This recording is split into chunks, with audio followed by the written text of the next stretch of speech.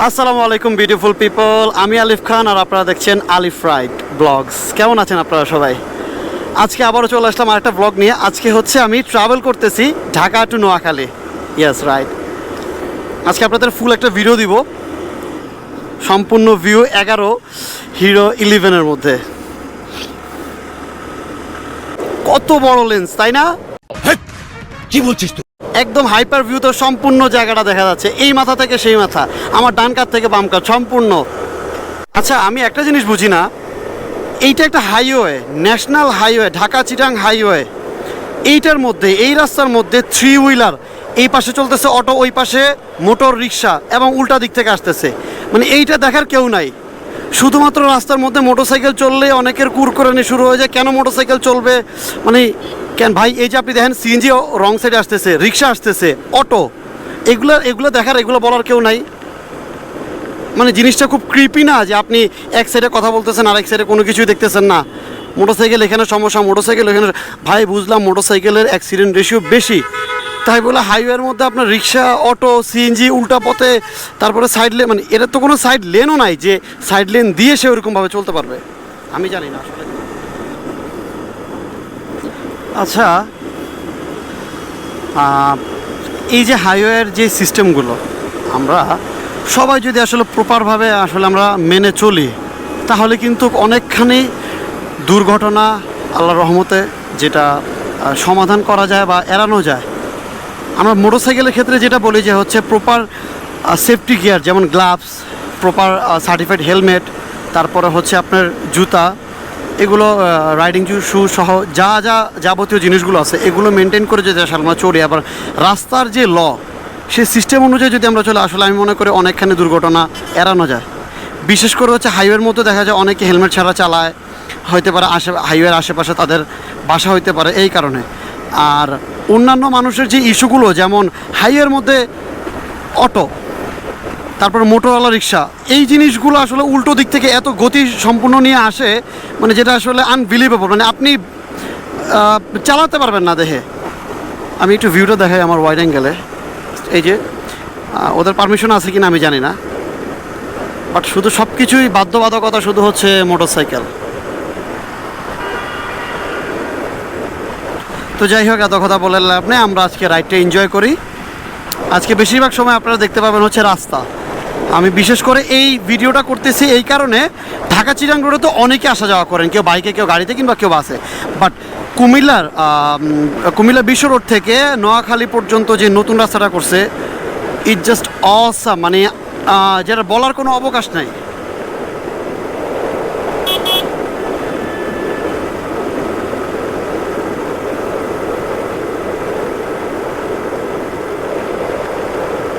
Look at this view, oh my god, মাশাআল্লাহ, সুবহানাল্লাহ, মানে ভিউ তো জোস, তার উপরে আবার হচ্ছে 11, oh my god, টোটালি মানে ইমপ্রেসিভ।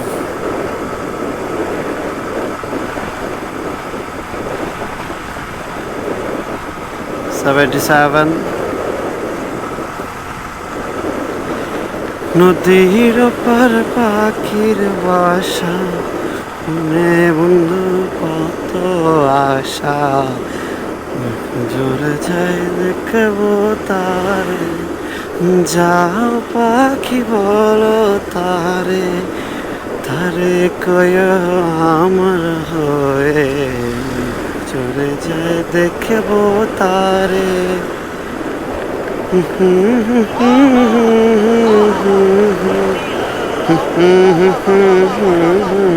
জাস্ট লুকটা এনজয় করেন, এত সুন্দর একটা ভিউ, গাছগুলো, রাস্তার সৌন্দর্য, মানে গাছগুলো হচ্ছে পরিবেশের অলংকার, হচ্ছে গাছ। একজন নারীর পছন্দের জিনিস যেমন অর্নামেন্টস বা জুয়েলারি, ঠিক প্রকৃতির সৌন্দর্য হচ্ছে তার এই গাছপালাগুলো। আমরা এই গাছগুলো না কাটি।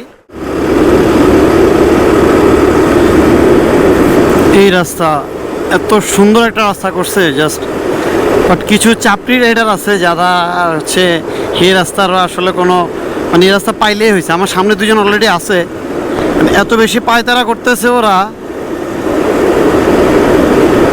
এখান থেকে তো দেখা যাবে না, একদম ওই যে সামনে।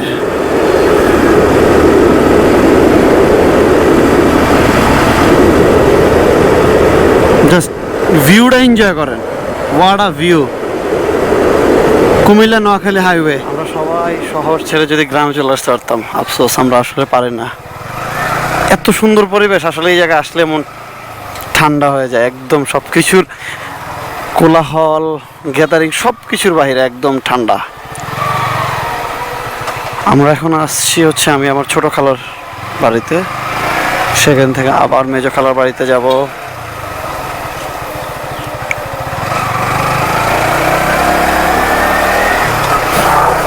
ওরা তাকে আছে, ওরা বলতেছে এরকম কেন, মানে আসলে গ্রামের মানুষ তো আসলে এত বেশি ইউজ টু না এইসব জিনিসগুলোর মধ্যে, তাই এদিক দিয়ে কি ঢুকতে পারবো?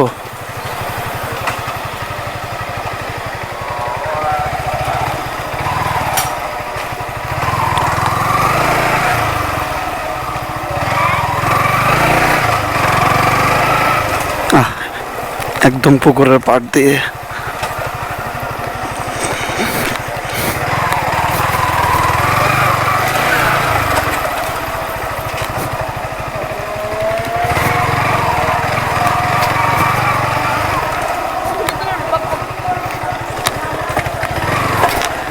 আল্লাহ রে, গ্রামের রাস্তা।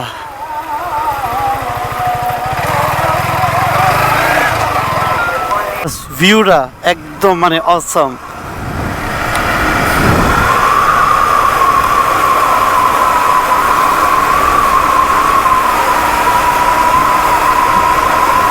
সারি সারি তাল গাছ, আসলে রাস্তার পাশে এই তাল গাছগুলো এত জোস লাগে।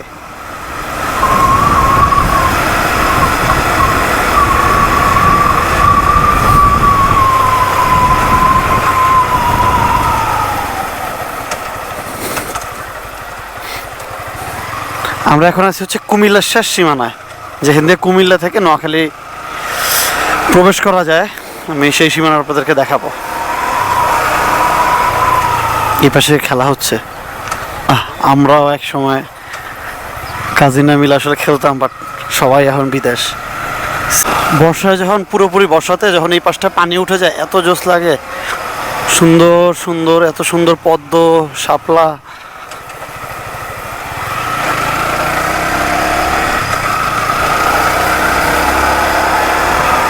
আসলে বাংলাদেশটা অনেক সুন্দর।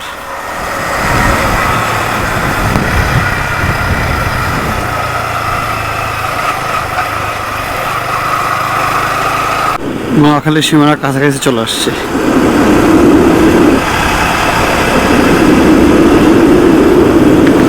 গ্রামের আঁকা বাঁকা মেঠো পথ আসলেই খুব সুন্দর।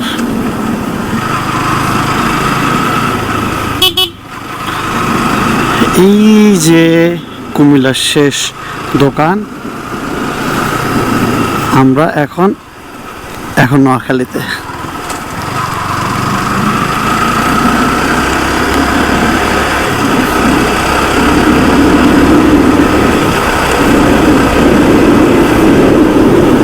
গ্রামের একটা জিনিস ভালো, এক রিলেটিভের বাড়ি থেকে আরেক রিলেটিভের বাড়ি পর্যন্ত আসলে আসা যাওয়াটা খুব ইজি, খুব কাছাকাছি থাকে। কিন্তু আসলে আমরা ঢাকার মধ্যে কিন্তু অনেক দূরে দূরে, আর এই জায়গার মধ্যে হচ্ছে সকলের বন্ডিং সম্পর্কটা আসলে অন্যরকম।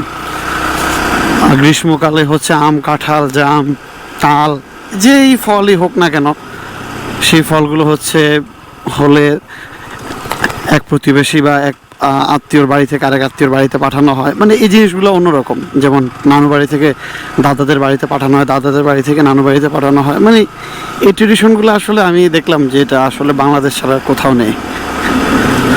আসলে বাংলাদেশ রূপগুণে সমৃদ্ধশালী একটা দেশ। এটা আসলে কত সুন্দর পরিবেশ, তাই না?